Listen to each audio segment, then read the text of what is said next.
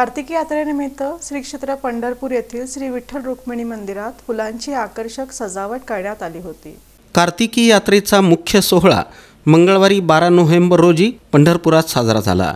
या निमित्तानं श्री विठ्ठल रुक्मिणी मंदिरात फुलांची आकर्षक सजावट करण्यात आल्याची माहिती कार्यकारी अधिकारी राजेंद्र शेळके यांनी दिली। ही फुलांची सजावट पुण्याचे विठ्ठल भक्त राम जांभूळकर यांनी सेवाभावी तत्वावर मोफत करून दिली। सजावट सेवेसाठी 30 प्रकारच्या विविध रंगांच्या 30 प्रकारच्या सुगंधी देशी विदेशी फुलांचा वापर करण्यात आला। यासाठी पांढरी शेवंती, भगवा झेंडू, पिवळा झेंडू, अष्टर, अशोकाची पानं, निशिगंधा, गुलाब, lilium, purple orchid, white orchid, anthurium, carnation, blue daisy, pink daisy, तगर, चाफा, कागडा, कामिनी, शेवंती, ऑर्किड, गुलटॉप, गुलछडी, ब्ल्यू टॅटस, व्हाईट टॅटस, जिप्सो, तुळशी, विड्याची पानं, कामिनी, कमळ, ग्लॅडिओ आदी प्रकारच्या फुलांचा आणि पानांचा वापर करून संत नामदेव पायरीसह महाद्वार, विठ्ठल सभामंडप, सोळखांबी, चौखांबी, रुक्मिणी सभामंडप, परिवार देवता आणि VIP गेटसह सेल्फी पॉईंट साकारण्यात आले।